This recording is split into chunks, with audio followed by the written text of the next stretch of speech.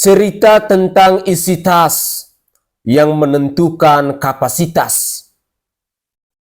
Assalamualaikum warahmatullahi wabarakatuh. Salam Om Swastiastu. Namo Buddhaya, salam kebajikan dan salam sejahtera untuk kita semua. Saudaraku sebangsa dan setanah air. Dalam Undang-Undang Nomor 10 Tahun 2016 tentang Pilkada, persyaratan pendidikan terakhir calon kepala daerah ditetapkan berijazah SMU atau sederajat. Beberapa calon kepala daerah memanfaatkan syarat pendidikan minimal tersebut untuk maju dengan mempertimbangkan popularitas dan ketokohan lebih banyak berperan dalam menarik simpati pemilih. Namun di sisi lain, banyak pihak menilai kelas intelektual calon kepala daerah akan banyak ditentukan oleh melalui background pendidikan yang pernah dijalaninya.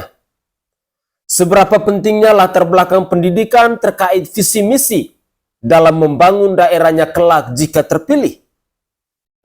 Kepala daerah terpilih karena ketokohannya itu ada di kelas empati sosial, bukan empati intelektual. Saya tidak mengatakan bahwa calon kepala daerah berijazah sarjana lebih pintar daripada yang hanya berijazah SMU atau sederajat. Tetapi kita berada di era keterbukaan informasi, di mana kemampuan intelektual menyikapi persaingan global dibutuhkan kebijakan secara akademis. Beberapa calon kepala daerah menggunakan ijazah persamaan kejar paket C atau setara SMA sebagai syarat minimal pendidikan di KPU. Secara konstitusional sah-sah saja.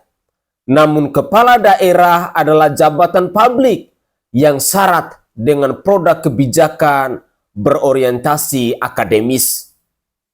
Karena ketokohannya, seorang kepala daerah yang hanya berijazah kejar paket C bisa mendapat suara terbanyak dalam pilkada. Namun, setelah menjabat, dia akan berhadapan dengan pembantu dan penasihat kebijakan dengan background pendidikan di atasnya. Beretmu manajemen dan birokrasi pemerintah, hingga digitalisasi teknologi di beberapa bidang. Ketokohan selesai seiring pilkada. Selanjutnya, kapasitas intelektual sosok akan teruji saat memegang jabatan. Kepala daerah yang berstatus jabatan politik lahir dari dukungan partai politik. Sesungguhnya bertentangan dengan prinsip pelayanan pemerintah kepada warga masyarakatnya. Kepala daerah saat sudah dilantik berubah menjadi pelayan rakyat, bukan lagi kepanjangan tangan kekuasaan dan kepentingan parpol. Bagaimana melahirkan kebijakan yang adil dan berlaku tidak hanya kepada pendukungnya saja? Bupati, wali kota atau gubernur yang suatu saat terlibat korupsi disebabkan mereka lebih cenderung menjalankan misi daripada visi. Dalam definisinya, orientasi misi terselip substansi kepentingan, bisa pribadi atau kelompok parpol pengusungnya.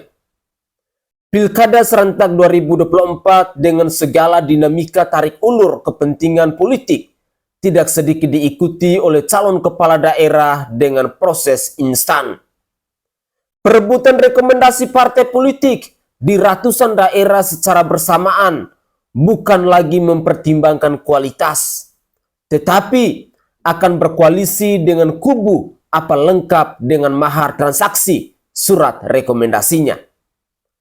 Cari sosok yang bisa dikendalikan, rebut dulu kekuasaan. Urusan kapasitas dipikir belakangan, yang penting maju dulu. Barangkali itu yang terjadi beberapa minggu sebelum KPU resmi menutup jadwal pendaftaran paslon. Yang terjadi kemudian, banyak calon kepala daerah yang cenderung menjadi boneka parpol karena ketokohannya, bukan dicalonkan karena kapasitas intelektualnya berlatar belakang pendidikan. Tidak sedikit sosok potensial justru tersingkir karena tidak mau menjadi boneka kekuasaan dan mendapat dukungan parpol. Bagi oligarki parpol yang menginginkan pilkada lebih simpel, bikin paslon melawan kota kosong. Dan kita bisa mengukur kualitas kepala daerah. Hasil pilkada serentak tidak lebih baik bila dibandingkan dengan pilkades. Pesta demokrasi hanya menjadi alat mempertahankan oligarki kekuasaan, dan itulah mengapa Indonesia kali ini sedang tidak baik-baik saja. Saya Sainai dari Provinsi Nusa Tenggara Timur. Saatnya kita yang rakyat jelata harus berani untuk bersuara.